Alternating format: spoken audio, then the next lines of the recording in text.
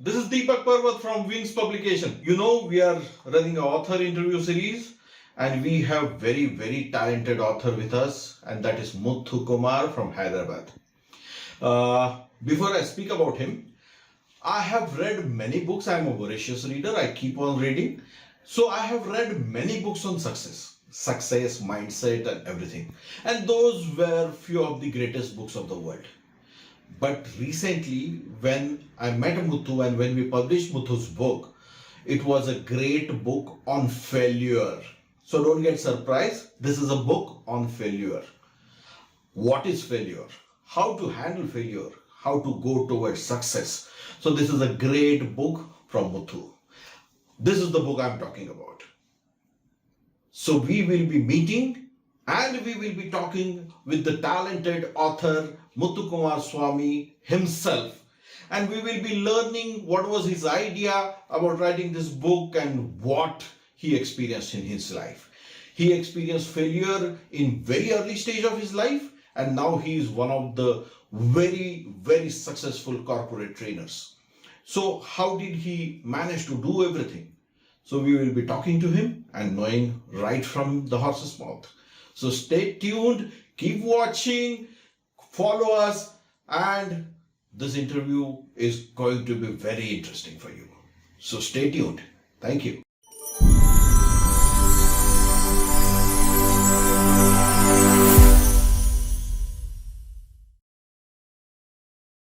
We are meeting one more talented author this week, and we will be spending some time with him. We will be knowing about him, his journey, his book, and of course about his future plans.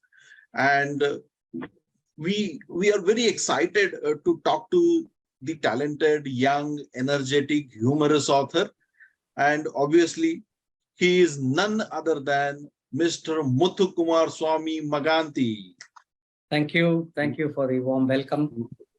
We call him Muthu. We love him and we call him Muthu, not his big name like Muthu Kumar Swami.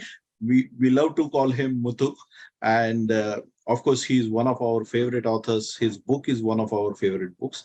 And we are here to spend some time with him, and we will try to know more about Muthu. Just to introduce him, Muthu is from Hyderabad.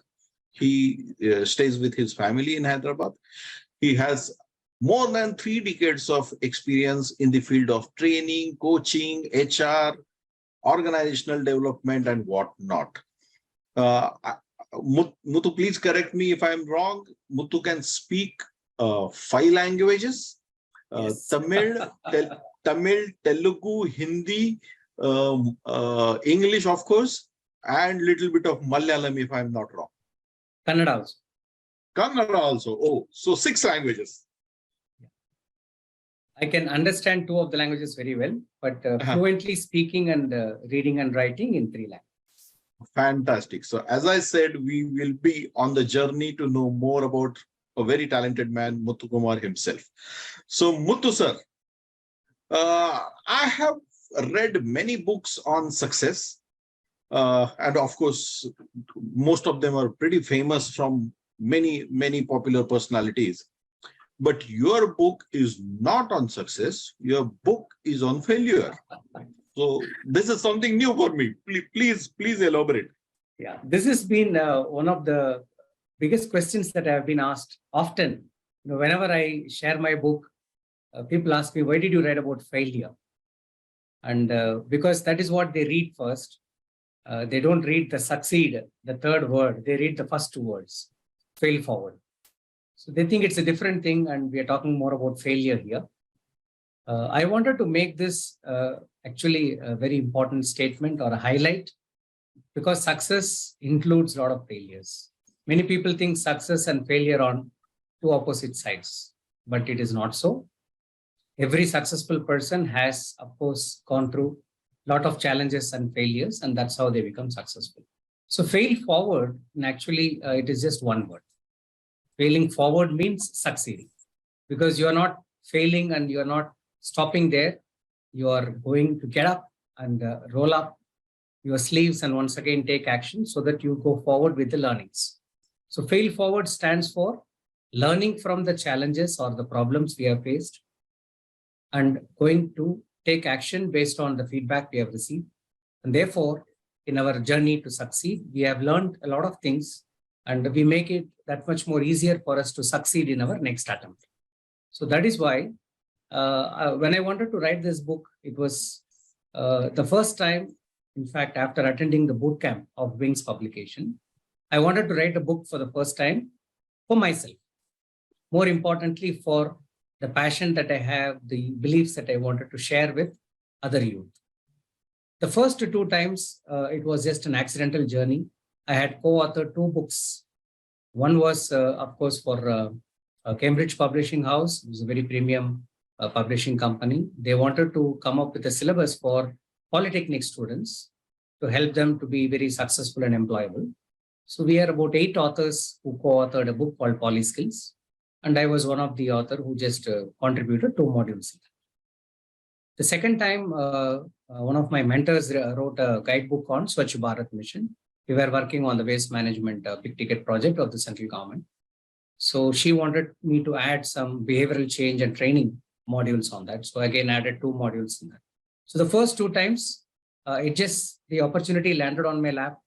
I did not even think of writing a book or becoming an author. It just happened. And the third time, when I wanted to start the journey as a coach, and I attended this boot camp where they say, if you want to be an authority in any subject, if you are an author, and if you have written something in connection to whatever field you are going to work on, it helps you to brand yourself. So that was the basic thought behind which I was considering writing a book for myself.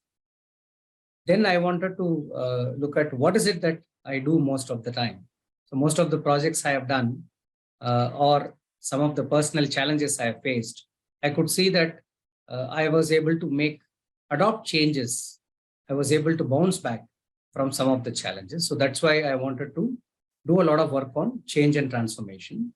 So I wanted to share my own inner self-transformation journey through this book. In fact, actually, this book is going to come in 2 parts. The first part was released this year, and the second part is going to come next year. And just to highlight failing and succeeding, absolutely. Thank you. So to highlight that success and failure are not opposites, because many people think if they flunk an exam, they are a failure. Many youth think if they don't make to IIT JEE or NEET exams, if they don't crack it, if they don't crack CAT, they are a failure, instead of being toppers in their college. Many people want to start to be an entrepreneur. They start a business and then they fail, they don't make profits, and then they give up and they think they are failures.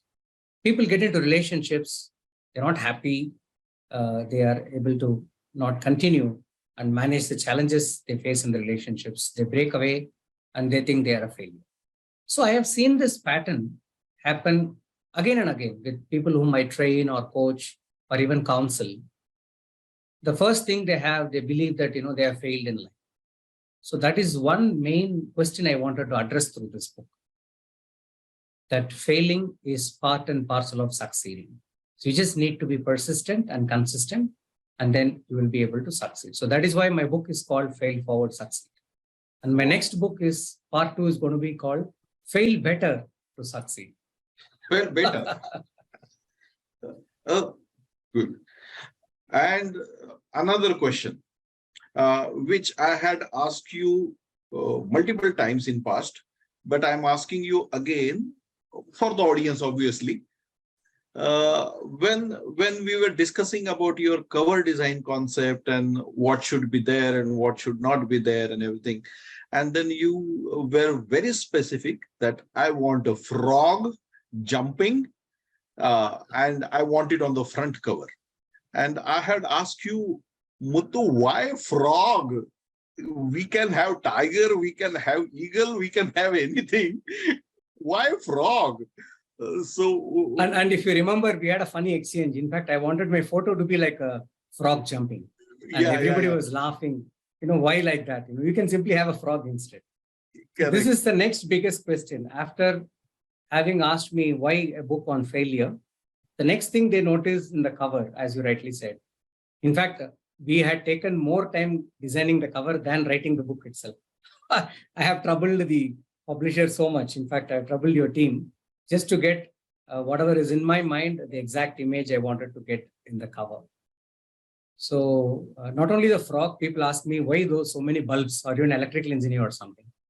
So these two things are representative of what is there inside the book. So I wanted to give a small glimpse through the cover design that a frog is a wonderful thing. Actually, a frog, is an amphibious animal. It is very good in adapting itself either in the water or on the land. And it has a very important significance in my life also. So I was a physically challenged child, and I used to watch other children play and run and jump and everything. And I used to sit and enjoy and clap for them. One of the times in my nursery school, there was a sports annual meet and sports meet and all that. And people were doing all sorts of things, like children, they are doing sack race, they are doing this race, that's it, balloon race, lemon and spoon race, and lots of, I am just enjoying the whole thing.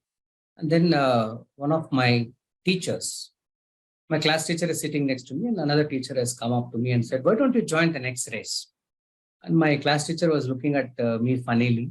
No, I don't think this boy can join any race. The class teacher said, it's just a frog race. I can see that, there is nothing wrong with 3 of his limbs. So he just have to jump up and down like a frog. I think with his 2 hands and 1 leg, he can still do that. So I'm just looking at my class teacher for, acknowledgement or for her to say, okay. She just smiled at me. She didn't say anything. And this teacher just took my hand and started walking. So I just followed her quietly. I didn't say anything because if somebody says I can do something, why not try? So for the first time, I remember, even though it is in the nursery school, I remember that very clearly because first time someone said, why don't you try something? It's all right. There's nothing wrong with you. And I go stand along with the other children in the starting line. And then everybody, once the bell rings, everybody starts jumping like frog. I also start jumping and I just land flat on my face and everybody is laughing. But I was like, wow, I'm enjoying myself. So I keep jumping up and down. And I finally, reached the 3rd position in the race. And so that is a very important memory, which is etched in my mind for the first time, because till then everybody said, don't run, don't walk, don't climb. So always they were trying to offer support either psychologically or physically so that I don't, fall down. For the first time, somebody said, it's okay to fall down. Just do whatever you can and you will enjoy it. That was the day, I think, very, very early in my mind. Maybe I would have been 5.5 years or 6 years. That was a very important memory that was etched in my mind. Now I am 52. There is not a single day that goes by in my life where whenever I have a problem, when I think I cannot do something, I just go back to that incident, to that memory. And I know that with whatever you have, you just keep jumping and moving forward. Never come up with an excuse. You can always try with what you have. And when you try something, when you do actually get into that action, you will enjoy yourself. So that frog race defined my life. Most of the things I try to do even today, I think it is because of the inspiration that I got from that one incident in my life. And that continues to inspire me. And I wanted to share this with everyone. That's why the frog on the cover. So and this my frog grandfather. frog is a symbol of your childhood memories, and then you realizing that failing is okay. You can enjoy that failure moment also, so that you can jump, you can win, you can reach higher levels. So that's a symbol, correct? Yes. So if you look at that frog also, it starts as a tadpole. It has like a fish-like thing. And then after that, slowly it transforms into a amphibious animal with 4 legs, and then it jumps on the land as well. So initially it spends time in the water. And once it becomes an adult frog, it starts using both water and the land. So I also relate some of my early years of being stuck, sitting in one place and not trying anything, to be like living in a well. And then the jumping out, like it's like jumping out of that well, the dark well, and ready to face the world. So it's a metaphor which I relate to very much. And both my grandfather and father were electrical engineers. And they always used to work with a lot of circuits and all that. So another reason why those bulbs are there is like, even Edison says, I did not fail 1,000 times in inventing a bulb. I learned how many different ways in which you can not do and succeed in making a bulb. So, Correct. so I take inspiration from them also, because they also are someone who have always encouraged me to do whatever I wanted to do. Never said, put restrictions on whatever I did. So I wanted to give a kind of tribute to them by putting those electrical bulbs there. And also the fact that if you see just one bulb, to get one bulb right, somebody, a great scientist, has failed 999 times. So then who are we? We have to keep trying more and more to get things right. Correct. Lovely. Muthu sir, one doubt or rather one question from my side, which I always wanted to ask but never asked. You have a long career of more than 3 decades, as we say.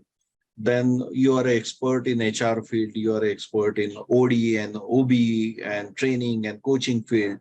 And you have been always doing trainings for multinational companies, for educational institutes, for students, for corporates.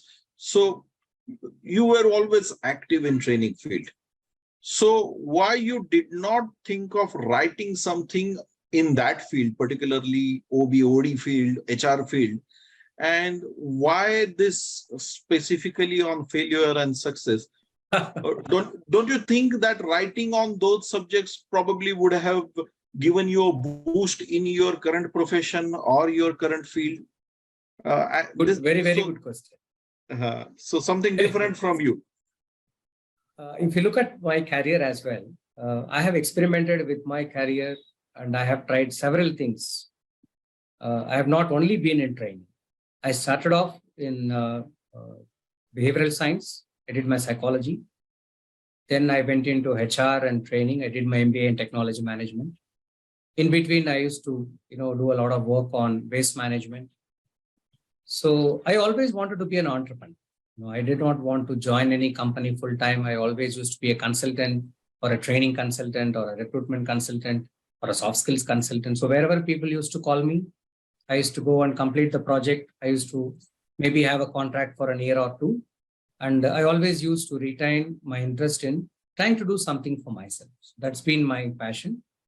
And one of the things is not just being an entrepreneur for the sake of being a businessman and earning money and comfort.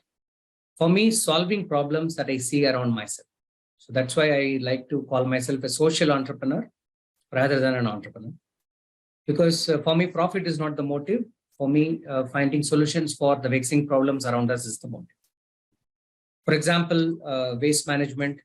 All around us, wherever we travel, we see waste in our country. It has been a problem right from my childhood. I have seen that because my parents were in the municipal body. I was more, rather tuned to that kind of challenges. My mother was in the education department. So she used to travel and ask me a lot of questions about, how my studies are going. What are the things you like? What are the things you don't like? So the rote memorization and writing examinations and people failing and thinking that, they failed an exam and then it's such a stressful thing for the parents. So I wanted to always look at how can I bring about reforms in education. So that was one area. So both environment and education were two areas I have selected that I will, I thought I will work on. So while I was doing all my training, this was something that was there that I was continuing to do as a part-time because it was my passion. In 2012, I hung up my corporate training boots. I said, okay, enough is enough. I'm going on talking and training on the same subjects again and again. Even I'm getting bored with my own voice. I need to get down, get my hands dirty, actually do something that I'm talking about. So if you look at the concepts of organizational behavior or development, if you look at the concepts of psychology where behavior change and communication, I try to club all of that in these two sectors. So one is on education where I started my own educational institute along with my wife, a non-profit educational institute. Because Hyderabad is, very much, in fact, most of the South Indian states are behind this engineering, IIT coaching. So right from high school, they start making children work 12 to 14 hours minimum on trying to crack into the IIT entrance. So they're very, very competitive, very capable also. I don't have any doubt about that. But that single-minded, focus on only cracking exams and only ranks and marks, we wanted to do something differently. We wanted to make sure that children don't get stressed out thinking only about that. But in the process of education, we wanted to rather, make them focus on thinking skills. Because if you want to crack the best exams or the toughest competitive exams, also analytical skills are right. So we looked at how we can nurture the thinking skills in students without stress. And the byproduct of that will be ranks and marks automatically. So we started this entity purely to help children to think, to understand their strengths and weaknesses, where they can actually, succeed in life. So we wanted to start that, and we did that. Now we are, by God's grace, in the 17th year of the existence. So children and parents who believe that students should not be stressed and their natural talent should be nurtured, and they should be given thinking skills to think for themselves where they will be suitable in their life and how they can succeed in their life. Those parents alone come to us. So we have a select group of 150 to 200 students. That is all the capacity that we have.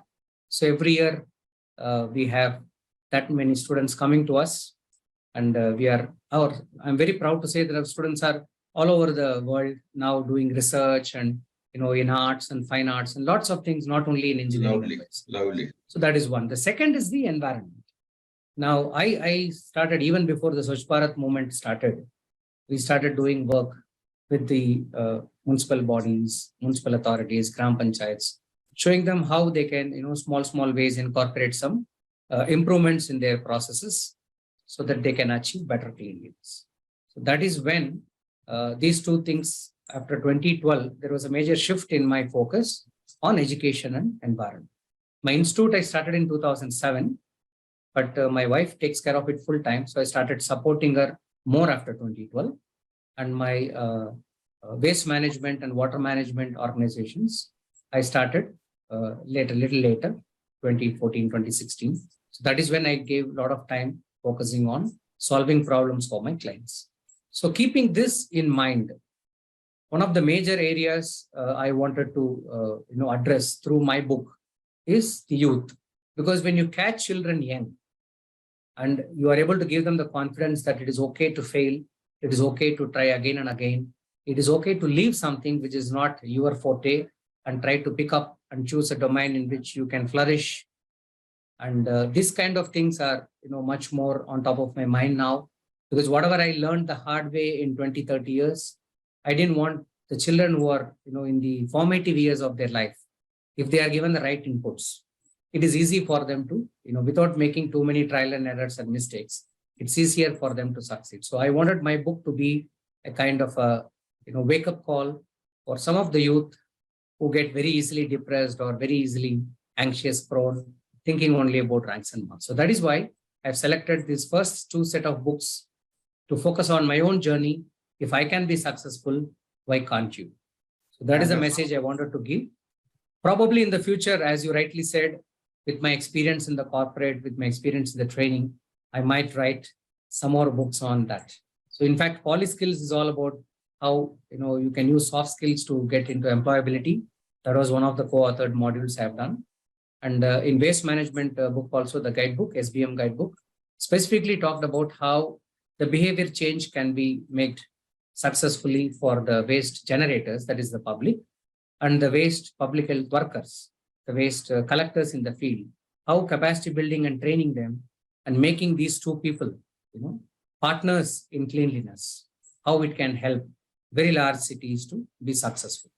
So you can see that many of the works that I do are interconnected, and the book also is slowly focusing towards the challenges that I have faced both in my personal life and my professional life.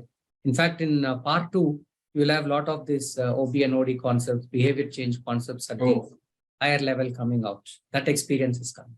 Oh, so that is going to be a combination of corporate world plus the philosophy which you want to share. Absolutely. Fantastic. Lovely. One more question. When you were writing this book, Fail Forward Succeed, Uh, did you face any challenges? Did you face any difficulties, hurdles while your writing journey was on? Did you face anything like that? Okay. And if yes, what was that? Uh, I used to write a lot, right? Like you asked me before, why not, write books on your own topics? Even when I was, before I became an author, reading and writing is like breathing in and breathing out for me. So I had fortunately the habit of reading a lot from childhood. And I used to also write. I used to journal. I used to write my diary. I used to write long letters to my parents, to my siblings, to my friends. I always had the habit of writing. Whatever came to my mind, immediately I used to write. Even before blogging and all these things became famous, I used to write a lot, share articles in papers and magazines. So that was part of my writing journey. But these two opportunities to be an author came accident, right? At that time also, it was time bound. Both the opportunities, they said you have to submit the first draft within 2 days. So because I was a co-author, I was not writing a whole book. I was ready to accept that because I thought, okay, I keep writing a lot. So maybe writing 2 modules, what about 5,000 words is not a big deal for me. I do it every day. So I just did it within 24, 48 hours. But when I wanted to write a book for myself and I started writing, then I realized that, yes, there is so much I wanted to say and there is a lot of time. There is no time pressure. I kept writing and writing. So when I attended the boot camp, they said you have to come up with at least 30,000 words or 40,000 words, and you have to divide your topics in such and such fashion. So there was a skeleton that was given to me. So that made the challenge very easy because tracing my life journey of 50 years and trying to write that within 25,000 words, a big challenge. So actually I started writing 40, 50,000 words. And then the skeleton structure gave me an idea as to, how should I try to reduce, make my chapters very concise. I know that people's reading habit also has come down a lot. So people don't read very, very big books of 500 pages or 600 pages. Correct. So how to keep it light? And probably even if I wanted to say a lot of things, probably I can have 2 books instead of 1. So all those challenges I had, in fact, I wanted to say more, but I wanted to have everything in a very concise manner. So that was the biggest challenge. Crisp. And yeah, so thanks to Wings publication, the idea of trying to limit myself to 25 to 30,000 words and try to make it very simple and try to follow the skeleton structure, that helped me to kind of put my thoughts into a simple order. And then one of the things I also struggled with is after every experience, how would people relate those experiences to them? So it's very easy for you to tell a story of your own life experiences, but not everybody will be facing the same experience. The context will not be the same. The challenges will not be the same. How do you make it a learning exercise for those people? So after I started completing my book, then I started working on those worksheets. So every chapter after I completed it, I wanted to look at what are the things our Indian philosophy says about this. What did I actually do? So how did I use these techniques and what can I put it in the form of a small worksheet? So those things actually took a long time for me. Writing a book actually did not even take 30 days because Superfast Author believes in helping people write a book in 30 days. In fact, 3 days is all that was required for me to complete my first book, first draft. Now chopping and cutting down and reducing it and creating those exercises, worksheets. Finishing it. That was the biggest. Polishing it, finishing it. That took a lot of time. That took 10 times more time than writing the book. So how your journey is going on in terms of your second book? Have you started writing? No, it is almost complete because as I already told you, I finished writing 1 book and then I thought it was too big for holding people's interest and I wanted to make it part 2. So the moment I carved part 1, my part 2 draft is already ready. Fantastic. So now I'm polishing the part 2. In fact, I added so much in part 2 that, it was almost going into part 3. Then I said, oh, it's very scary. Let's not keep writing on the same theme 2-3 books. Let me limit myself to 1 more part. And that's why I wanted to call it Fail Better. Because after failing forward and failing early in life, you don't want to repeat the same mistakes. You Correct. want to learn from those old mistakes that you've made and try to succeed faster. But in that, life doesn't always go according to our plan. We have learned something, but life throws a new challenge at us. And unless we are able to learn those skills or the required information we gather and process, we will not be able to surmount the new challenge. However, with the past experience, we are a little more wiser. So we are able to make better choices. So that is why I try to call it fail better. And I try to reduce it so that it is almost the same size of my first book. It is now in its finishing stage almost. Maybe in a few weeks, it will be done. Fantastic. Great. That's great. So, probably a last question from my side. Your target audience is more or less very defined. You know for whom this book is going to be. So, considering them, someone who wants to go to a better level or maybe newer heights, or someone who wants to overcome his fears, and someone who wants to jump and win and come out of his fear zone. So, do you have any Muthu category of message for them, or maybe you can share some guidelines with them how they should live their life? Okay. Everybody's life is different, as I already told you. Everyone's challenges are different, but there are some basic principles. If you look at the richness of our culture, the Vedic literature, the books, the stories, the great epics, and the books like Bhagavad Gita. If you look at all that rich traditional literature that we have in our country, everything that a human being would require to live a life happily, because success doesn't guarantee happiness. Success may guarantee some tangible benefits. You may reach a position, or you may, acquire some wealth and things like that. But how a person should be happy, and how a person should not get attached to both failures and successes, that has been very, very beautifully, written by our forefathers. Thousands of years back, it has all been already, the blueprint has been given to us. I am not going to say anything new. Whatever I have experienced in life, probably my experiences have made me a little more inclined towards reading those books. Normally what people do is we look to the West. The West has codified this knowledge very beautifully, and they have given us, very easily assimilatable or understandable books with a lot of examples, metaphors, and all that. So we read those books and we try to follow those, methods. But if you look at the origin of all these, it is there in our Eastern philosophy. So I would only say one thing. All the knowledge in the world, whatever information we need, there is actually an overload of it. Whether you go east or whether you go west, there is a lot of information available today because of technology. What we perhaps need is two things.